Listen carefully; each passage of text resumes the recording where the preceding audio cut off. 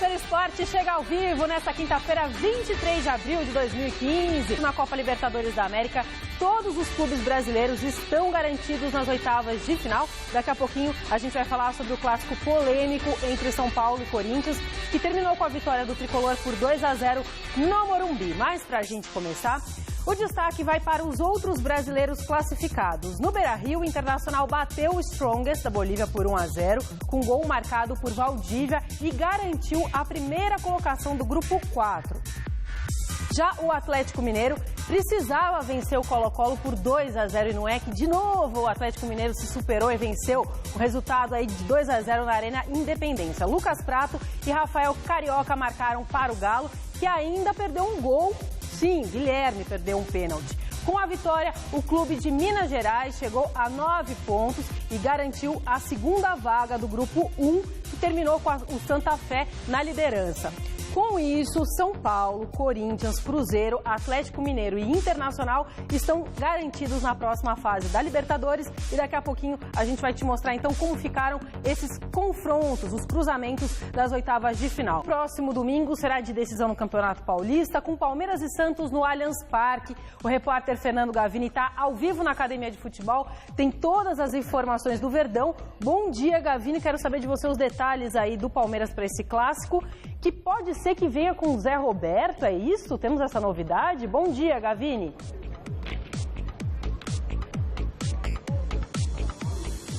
Bom dia, Anitta, Godoy, a todos que acompanham o Super Esporte. Pois é, o Zé Roberto pode sim pintar como novidade do Palmeiras para esse primeiro jogo da decisão do Campeonato Paulista. Ele que não treinava há um bom tempo, desde o jogo contra o Botafogo de Ribeirão Preto, voltou aos treinamentos ontem com bola e hoje participa normalmente da atividade. Você está vendo o Zé Roberto na tela aí. Ele começou o aquecimento aqui junto com os jogadores do Palmeiras e vai participar, pelo menos ao que parece, normalmente do treino, dando a pinta de que está recuperado da lesão que ele sofreu, da lesão muscular, e aí poderá voltar ao time do Palmeiras nesse primeiro jogo da decisão. O treino está começando praticamente agora, são os primeiros movimentos dos jogadores, fizeram apenas o aquecimento e daqui a pouco eles vão para o campo para fazer a atividade programada pelo técnico Oswaldo Oliveira. A princípio, o treino estava marcado para as 9 horas da manhã, mas a nossa entrada aqui no CT só foi liberada uma hora depois, por volta de 10 horas da manhã é que pudemos entrar aqui no CT. O que aconteceu? O Oswaldo Oliveira utilizou a sala de imprensa para passar um vídeo para os jogadores com detalhes sobre a equipe do Santos. Uma hora ele ficou mostrando o vídeo e analisando os detalhes do time do Santos, que é o adversário do Palmeiras no domingo, na primeira partida da decisão do Campeonato Paulista. E amanhã a programação também será especial e fechada. O Palmeiras vai fazer um treino lá no Allianz Parque, não será permitida a presença dos jornalistas e depois, por volta de meio-dia, o técnico Oswaldo Oliveira volta para cá para poder atender os jornalistas. Portanto, o Palmeiras se dedicando integralmente à preparação para esse jogo. Os primeiros dias, segunda-feira de folga, terça e quarta de descanso e regenerativo. Hoje começa o treino para valer e amanhã um treino secreto para deixar o time prontinho para enfrentar o Santos nessa decisão, Anitta. Obrigada, Gavini. Então, 6 horas da tarde tem a sua matéria completinha aí para a galera de casa, no Gazeta Esportiva. O que você acha dessas coisas de treino secreto, assim? Você acha virou mania e o importante é que o treino secreto seja bem feito. Porque não adianta esconder o treino e não treinar nada, né? Não ensaiar, não executar, porque o Palmeiras tem que treinar inclusive pênaltis.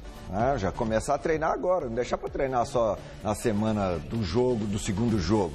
Então tem que treinar pênaltis, tem que treinar cobrança de falta. Quer dizer, taticamente, o Santos sabe como o Palmeiras joga e o Palmeiras sabe como o Santos joga. O problema são mais essas reposições de bola, arremesso lateral, escanteio, tiro de meta, a reposição com o pé pelo goleiro. Então essas coisinhas ajudam sim. Quanto menos o adversário ter informação, melhora, já que as equipes se equivalem tecnicamente e taticamente. Maravilha. Do lado do Santos, o técnico Marcelo Fernandes pode ter uma baixa para a decisão contra o Palmeiras. O zagueiro Werley foi diagnosticado com dengue e passa a ser dúvida para esse confronto do domingo. Com isso, surge a possibilidade do Peixe ter o miolo da zaga formado por David Braz e pelo jovem Paulo Ricardo, que subiu das categorias de base. O Gustavo Henrique, que seria a primeira opção, segue afastado por conta de um edema na coxa esquerda. Ontem, o treino santista foi marcado pela forte chuva que caiu na Baixada Santista e quem conversou com os jornalistas foi o artilheiro, que já está, parece que, renovando o contrato por lá, Ricardo Oliveira, a reportagem do Adriano Dolfi. A chuva castigou a Baixada Santista. No campo, apenas os goleiros, um punhado de pássaros. E essa resenha do técnico Marcelo Fernandes com o auxiliar Serginho Chulapa. E os titulares? Calma que o Ricardo Oliveira vai explicar. Tendo uma semana cheia para trabalho, a gente tem a oportunidade de fazer um trabalho na musculação e cuidar melhor nessa parte, né? E no período da tarde, seguramente, nós vamos estar fazendo trabalho aqui no campo. Foco total para os 2 próximos jogos com o Palmeiras. Um título ainda inédito para o camisa 9 do Santos. De fato, eu não tenho esse título ainda no meu currículo. Eu tive uma participação sem muito protagonismo, porque eu saí depois do São Paulo, que foi campeonato brasileiro, e joguei poucos jogos. Eu acho que, para mim, é um momento muito especial e gostaria, neste momento, com o Santos, ser protagonista junto com os meus companheiros, de conseguir levantar esse troféu que, para nós, é muito importante. Ricardo Oliveira retornou ao futebol brasileiro desacreditado pela maioria dos clubes. O Santos, porém, abriu as portas, mas fechou um contrato de apenas 4 meses. E a negociação para a extensão do vínculo vem se arrastando. Sobre as especulações de sua saída, o artilheiro do Paulistão fala com a maior sinceridade. Se não houver um acordo entre nós, eu vou ficar livre e eu vou ter que tocar minha vida. Prioridade é o Santos, com certeza, que é o clube que me deu essa oportunidade. Eu já deixei bem claro isso daí. Agora, eu não posso dizer para vocês que não vão surgir especulações e que, de repente, não haja alguma possibilidade de eu não permanecer se, porventura, a gente não chegar em um acordo. Mas, desde já, dizendo que, da minha parte e da parte do clube, existe um desejo enorme dessa permanência. Sim, Godoy, eu li hoje na Folha que o Modesto Roma Júnior diz que está mais do que certo esse negócio aí com o Ricardo Oliveira, o contrato, e que parece que ele ganha em torno de R$50 mil, vai subir para R$200 mil, porque realmente ele entende que é um jogador que hoje é muito importante para o Santos. É importante para o Santos, ele se deu muito bem com esse grupo de jogadores liderados pelo Robinho, com a participação do Elano também, do Renatinho principalmente. Então ele se deu bem em Santos, vai continuar em Santos, somente deixará o Santos se o Santos não tiver condições de cumprir o mínimo que ficar acordado, o mínimo que ficar tratado. Porque a gente sabe que pelo futebol que o Ricardo Oliveira mostrou, pela condição de artilheiro do Campeonato Paulista, ele, qualquer um outro concorrente do Santos, no nível do Santos de time considerado grande, pagaria mais do que ele vai ganhar no Santos. Portanto, ele não tem esta preocupação e necessidade financeira, o Ricardo Oliveira. Então, os termos sendo ali, chegando a um bom termo entre o interesse de quem vai trabalhar aí com a possibilidade de cumprir com as obrigações de quem vai contratar, no caso o Santos, ele vai continuar no Santos. Somente sairá se o Santos não tiver essa condição de cumprir com o que ele está pedindo e que é pouco para a qualidade do Ricardo Oliveira. Muito bom.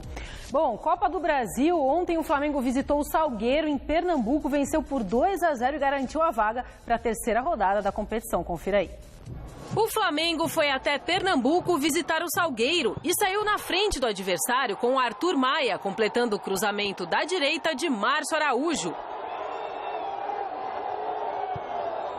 O segundo do rubro-negro veio dos pés de Marcelo Cirino, que não balançava as redes há 4 jogos. Como venceu fora de casa por 2 gols de diferença, o Flamengo avança para a próxima fase da Copa do Brasil sem a necessidade do duelo da volta com o Salgueiro. O São Paulo recebeu o já classificado Corinthians, voltou a vencer o rival no Morumbi depois de 13 jogos e garantiu a classificação para as oitavas de final da Libertadores. 2-0 tricolor, com gols do Luiz Fabiano e do Michel Bastos, e um jogo marcado por 3 expulsões. Emerson Sheik, Mendonça, do lado alvinegro, e o Luiz Fabiano, do lado são paulino. Vamos ver o que os principais personagens desse jogo falaram depois da partida. Acho que a gente estava sendo cobrado até pelo fato de não ter ganho um clássico esse ano. Vocês jogaram? Não diria engasgado, mas é sempre bom ganhar do Corinthians. A equipe está procurando resolver, ela tá fadigada, ela está cansada. Eu estou falando física e mentalmente. Ela está num processo, a gente vê que ela, e ainda ficando com menos jogadores, ainda ela está. Ela precisa dar uma... Ela precisa quarto domingo, decide aqui, vão lá, antecipa, faz a campanha que fez. Ela está cansada. Ela precisa, sim, de um descanso. É notória essa situação. Ela é tanto física quanto no aspecto mental. Ela precisa dar encher o combustível de novo. Apesar que São Paulo sempre, quando joga o Cruzeiro, tem um histórico legal, positivo, mas é uma equipe muito difícil. Ontem mesmo assisti o jogo deles, e é um time que tem bons jogadores, o treinador é meu amigo. É ruim quando o destaque do jogo é o árbitro, né? E eu acho que quem pagou o ingresso para vir aqui hoje acabou sendo prejudicado porque não viu um grande jogo, não viu um grande espetáculo, viu muitos cartões, muitas expulsões. Eu acho que quem perde por isso é o torcedor, é quem quer ver o jogo bonito. Claro que nós jogadores a gente sentiu um ambiente diferente dentro de campo, só que a gente deu margem para que pudesse ser prejudicado. Uma expulsão que tem uma dupla interpretação, uns expulsariam, outros não. O mais correto, vamos ver, poderia dar um amarelo, já que se trata de uma competição internacional que é uma disputa forte, acho que isso não pode ser desleal, mas a gente tem um pouco de margem sim, mas ter tranquilidade, acho que não vai ser isso, não vai ser essa derrota que vai apagar tudo que a gente construiu. Eu quero me silenciar nesse momento. Ainda triste pelo que aconteceu hoje. Eu prefiro não comentar agora, porque cabeça quente ainda do jogo. Prefiro ver os lances que ocorreu a minha expulsão, para poder falar e ter certeza. O que você lembra a respeito? A pressão do presidente Aidar em cima da arbitragem funcionou? Então, eu prefiro, acho que não é o momento ainda. Vai ter um momento de poder falar. Eu não quero me precipitar para não ser injusto, para não cometer injustiça. Uma coisa eu tenho certeza, minha perna está muito machucada. A expulsão foi correta, agrediu por trás do Tolói e tem que ser punido. Não vou falar da arbitragem, não vou falar desde. Vocês têm uma série de pessoas aí suficientemente capacitadas, habilitadas, conceituadas, tem comentaristas de arbitragem, então o que eles façam. Eu não vou fazer, não. Tá aqui nosso comentarista de arbitragem. Então, olha lá a situação das vovós. Ó, Godoy, o negócio tá feio. A corintiana tá, a dentadura dela até caiu. Agora a São Paulina tá feliz da vida. Agora... Quem está feliz da vida hoje também é a Carla, esposa do Carioca, aniversariante hoje. É aniversário dela? Beijo, parabéns, Carlinha. Olha. Ela é a vovó, não sei se é vovó ainda, mas a imagem ali seria da vovó alegre, não da vovó triste. Se ela não é, ela será, porque o moleque dela já tá começando a namorar em outras posições. Bom, Godoy, vamos, antes de mais nada, falar, eu quero saber o que você achou do jogo. O São Paulo ontem, eu não sei, mas... aconteceu uma revolução, assim, ele jogou muito melhor do que todos os jogos que eu vi na Libertadores da América. Então, por si só, já seria um motivo suficiente para o São Paulo ganhar do Corinthians, independentemente de desviar o foco das atenções para a arbitragem, não é? Os Corinthians já vêm numa decadência técnica em alguns jogos. Tanto é que precisou da ajuda da arbitragem para escapar da Ponte Preta, né? Para superar a Ponte Preta. Você acredita no cansaço, assim como o Tite? O Tite disse, o time está cansado, mas como é que foi feita essa programação? Como é que foi feita a projeção do trabalho? Vamos programar, o nosso time tem que estar bem fisicamente. Eu não sabia que ia chegar nessa fase do ano, do período de trabalho, com o time estando disputando jogos decisivos em 2 competições. Então teve falha aí, não deu para fazer o revezamento que deveria ter sido feito. O que significava o jogo contra o Palmeiras? Muito. Contra o Palmeiras não, contra o Palmeiras, né? Foi eliminado agora. Foi eliminado pelo Palmeiras. O que significava o jogo contra o Palmeiras? Muito. Aí entra com uma equipe diferente. O que significava o jogo contra o São Paulo? Nada, a não ser a rivalidade e a série invicta. Aí entra com o time titular. Algum conflito está havendo entre o que foi programado e o resultado que está sendo obtido. E efetivamente sobre o Sandro Meirahit ontem, o Godoy, sobre o Sandro Meirahit, a primeira expulsão, a expulsão do Sheik, foi merecida? Não, não foi merecida. Deveria ter sido no máximo punido com o cartão amarelo. Mas o Sandro Meira viu a cena? Eu acho que ele não viu a cena, ele foi informado. Se ele foi informado, quem informou falou, deu um pontapé pela distância, porque quem informou está do outro lado do campo, ou é o assistente ou é o quarto árbitro, deve ter sido o assistente. Então, ele não viu, a informação foi passada, ele foi lá e puniu. Pecou pelo rigor, melhor punir com o vermelho do que eu mostrar o amarelo e daqui a pouco o jogo descambar, né? Já que ele veio para um jogo com um clima muito ruim para ele. Expulsou. O Emerson Sheik não deveria ter feito o que fez, foi punido. A outra expulsão, a expulsão do Luiz Fabiano. Luiz Fabiano, toda vez que tem jogo decisivo, ou antes ou no jogo, ele apronta, ou não. Então, ele reclama assintosamente com o assistente número 2 no primeiro tempo, foi chamado a atenção verbalmente, reclama no segundo, toma o amarelo, daí a pouco ele se envolve numa confusão com o Mendonça.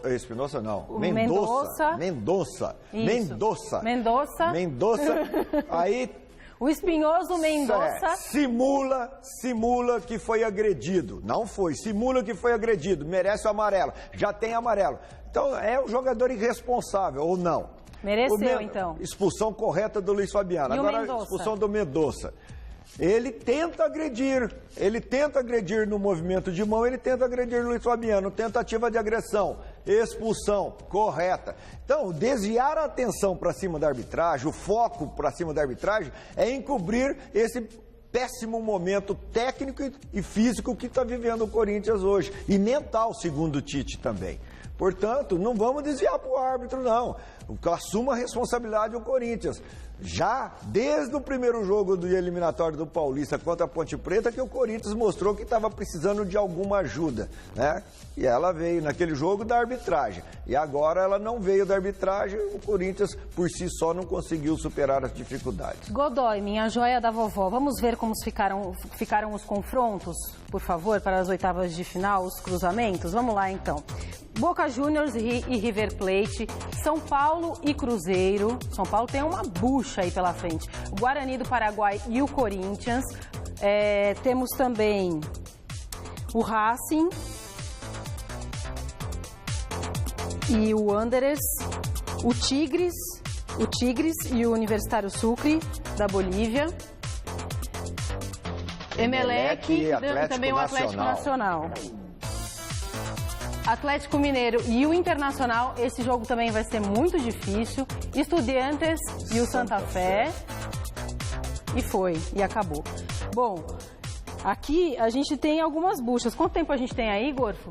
Acho que 1 minuto só. Pela disposição, da maneira que está feita a Chaves, né? As Chaves, nós vamos ter muitos confrontos entre brasileiros se os brasileiros forem passando, né? Eles vão se eliminando entre si, então vai ser muito difícil. Cruzeiro e São Paulo, você acredita que São Paulo passe? Cruzeiro e São Paulo, o São Paulo precisa saber qual. Esse que jogou desta maneira contra o Corinthians, passa. Agora, se for aquele São Paulo que vinha jogando anteriormente a esse, naquele boicote que fizeram para a queda do Muricy, aquele São Paulo não passa. Agora, esse São Paulo aí que jogou marcando o Corinthians na saída de bola, pressionando o Corinthians no campo do Corinthians, com raça, determinação, com qualidade. Ninguém lembrou que o Pato não jogou, né? Agora, jogando com essa determinação, com qualidade, o São Paulo tem condições de superar o Cruzeiro, sim. Bom, o Corinthians passa numa boa para esse Guarani aí, e aí temos Internacional e Atlético Mineiro, que tal? Internacional e Atlético Mineiro, aí vai depender do Horto. O Horto. Vai depender do Horto. Mas eu acredito no Atlético. Tá bom, Godoy. Querido, bom programa às 6 horas da tarde com Michele Janela e Celso Cardoso. A gente termina por aqui amanhã, 10h30 eu tô de volta, tá bom? Sexta-feira. Tchau, parabéns, Carlinha! Nossa, não. Vou matar o Jonas. Eu não quero saber também. Hoje, 11h30 da noite, Pamela Domingues encara um treinamento de sobrevivência na selva no Hoje Tem. Assista agora, Revista da Cidade.